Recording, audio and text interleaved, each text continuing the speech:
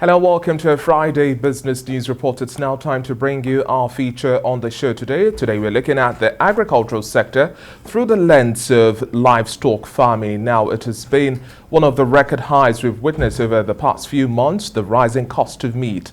Now, joining me in our Lagos studio to discuss this and much more, I have Remi Popoola, the Chief Executive Officer of Tongo Farm Enterprises. Good to have you on the breakfast show this morning. Semi-too, good morning. Now, for the average Nigerian, all they see is the element of inflation. The prices are going higher. But before we now talk about why meat is so expensive now, let's first of all look at the cost of rearing livestock, from feed to other maintenance charges. How has this been? How has it been? And what has been the change in terms of pricing? Take feed, for example. Let's start with that. Okay.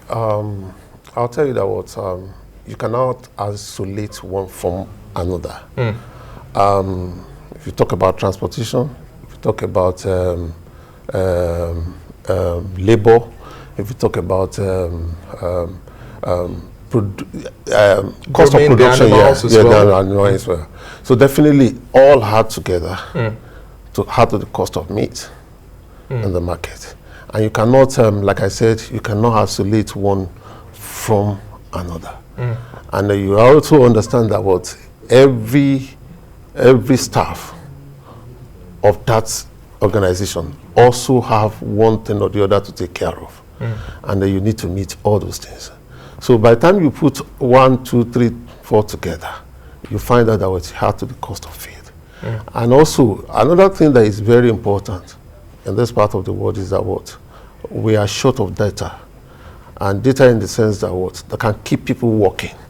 If you know the area where you need to provide a solution to certain things, and if you are not, there is no data to justify that. So if we're using the example of poultry, for example, poultry feed, there's the need for maize. If you're looking at your livestock, there's the need for the grass and other feed, and then supplements to ensure that they're healthy.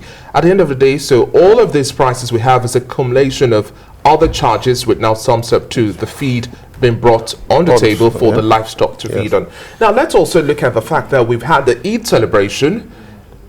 Nigerians lamented. The Muslim faithful said, on the normal, a family that would have bought, say, 2-3 rams or sheep or cows now have to just streamline their budget to one. Likewise, now we're having the Christmas festivities coming, barely a month and a half more to go, and then we're in December celebrating Christmas. How do you see things playing out, especially with this cost element the Nigerians are playing out, lamenting about? Do you see further inflationary pressure playing out here? Definitely. And then if we're using the average size of a ram, how much will we likely get that now by Christmas? By Christmas, average size of ram should be between let's use the Eid figures versus Christmas now. Okay. Let's look at, if you look at the purchasing power of people has reduced despite the increase in price. And we all know that what ram, cattle most especially migrates from the north. And with this security issue, most of the markets in the north were not in place.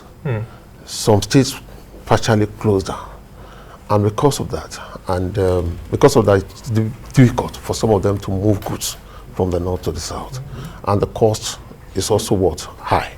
Then also, when you look at what we rear here, we consume a lot in the south.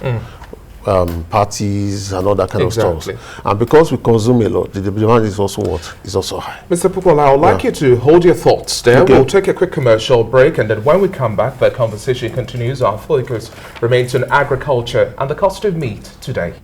Many thanks for still staying with us. You're watching TVC Breakfast, and we're still having our business segment as we look at agriculture through the lens of livestock farming. And I have the Chief Executive Officer of Tongo Farm Enterprises, Remi Popoola. Thank you very much for still staying with us. Now, we were doing a comparative analysis of the prices of ram and cattle as at the Eid celebration, which is barely a month and a few days ago, and then versus what we are going to likely see for the Christmas festivities. How do you see things getting much more expensive in terms of prices? For ram, it might not. It might still be stable. But for goats, and chicken. It's going to go up. The two are likely going to go up. Even if possible, cow.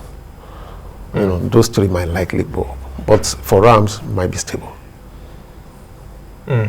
Okay, now, and then wrapping up our conversation now, we also see that since people can't just buy the full livestock, now others are contributing. So you have like a team of 5 or a team of 6, 7, 10 come together. Now you have this pattern using Tongo Farm enterprises, for example, where you bring down the cost by sharing smaller portions. Say, for example, a cow, 8 kg of that, how much does that go for? And what's the pattern of patronage so far?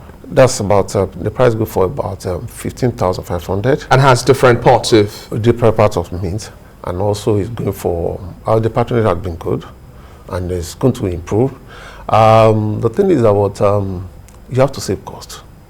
And you have to think ahead. And the idea is that for you to be able to have little change to platform some other thing. By the time you say you are buying every day, every week, the cost will continue to go up. But the point is that if you are able to save whatever you have a budget for your meat, for your protein, at the beginning of the month, this is what I'm going to spend. And you keep to that budget for till the end of the month. And you have a storage system.